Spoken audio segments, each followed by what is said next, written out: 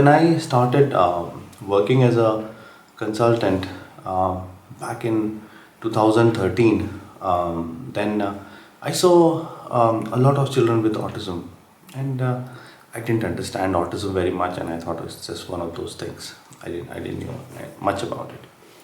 And then I went to India, and because I wanted to do something for children in India, as I come from India. So I met a lot of children who were really, really anxious, and I saw some of these autism children have had cochlear implant.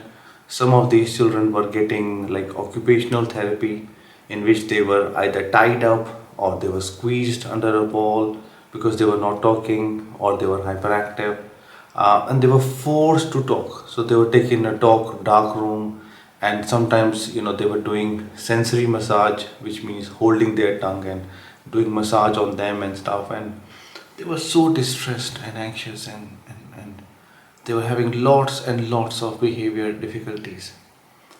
And I thought, okay, what's happening here?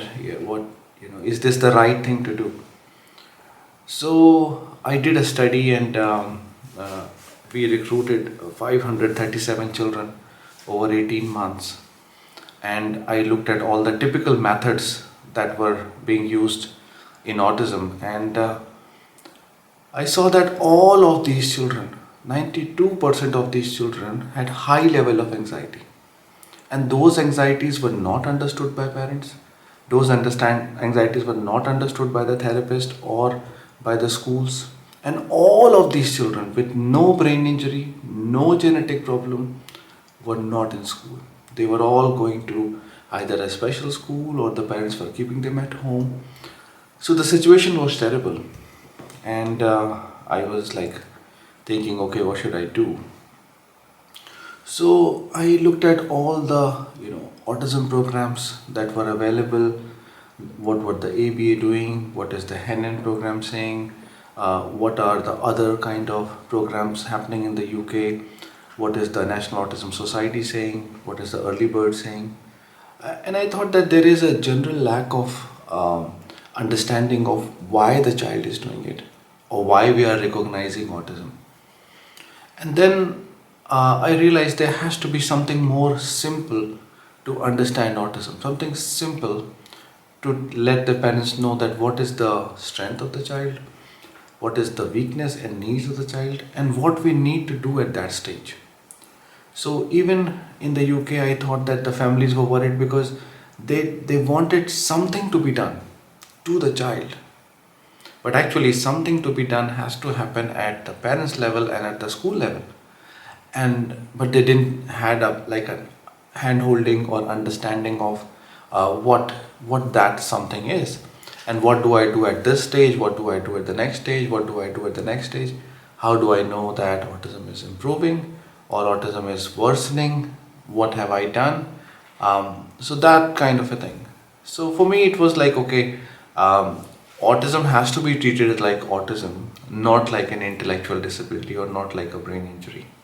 So I created a software. I thought, okay, let's create a software.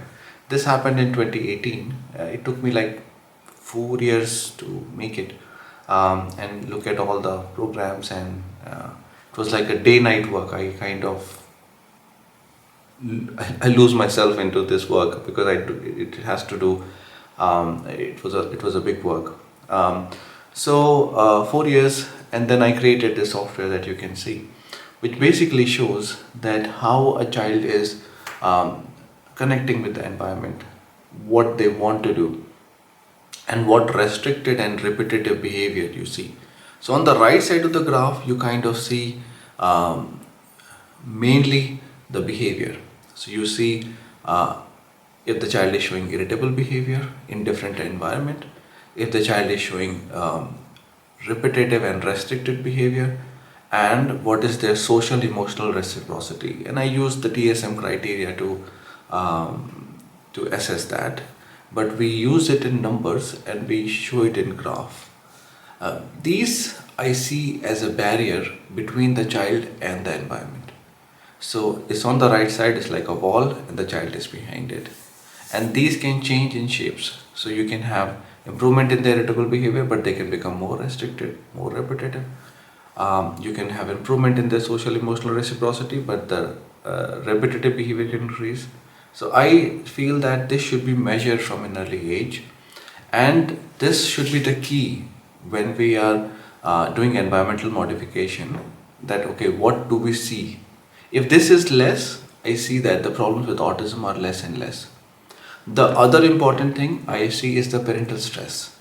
Because if the parents are treating their children as a neurotypical child or treating their children as a child with intellectual disability, they will give instructions again and again and again. And the more they do it, the worse the autism will become. So it's really important that we measure the parental stress index. And then we also measure how they are sleeping, how they are eating, all of those things. And we look at their earliest foundation skill, which includes everything: their listening, their understanding, their speech, their understanding of the world and people, their self-regulation, their managing self. So when this graph comes, I then wrote an algorithm to say, okay, what is the most important thing at that stage? How the brain has developed. So in the brain, if the listening has developed first, my algorithm focus on their listening first, and it gives a program to parents to say, okay, let's work on the listening first. Then let's work on the understanding. Then let's work on their communication, emotional regulation, what levels and stage. So this is all there. This is all there. We all do age and staging. We all do all the DSM criteria. But my work is more about putting it all together, making it simple, and giving an age and stage program to the family and to the school. And this is more effective than using like one hat for all universal strategies. And this is so we kind of started that in 2018.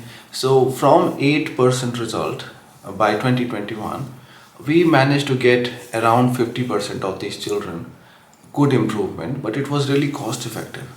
So the costing for therapies in India was like 3 times more than the costing of using the app, training parents, and providing support to school. So it was really cost effective. And then we improved the software. We made an app which we provided to families, and we connected the software and the app together so that we can see which parents are actually compliant and which parents are not. So we improved the staging to more focused support, and we saw that all the families who were compliant, who were understanding the child's difficulty, they were improving. So by 2023, 85% of the children who were in the program were improving. So it's a very simple program, and we make sure that people who are using it, they can learn the basics. All they have to do is observe the child, take a history, understand what the family is doing, plant it on the software, and the software automatically gives a program to the families which you can measure and monitor. So that's how we are kind of providing support in autism, and we very proud that it is really helping a lot of families. It's very simple, and the families can really focus on the child, not on their needs of giving the child lots of different therapies, lots of different diet modulation, and families are doing a lot of things. I believe that a lot of families are either in denial that okay, what do I do in autism, or they are panicking and they are doing a lot of things.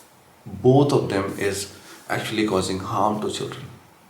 So my aim and my mission is to educate the right early intervention to families in autism, and I hope this video was useful for you.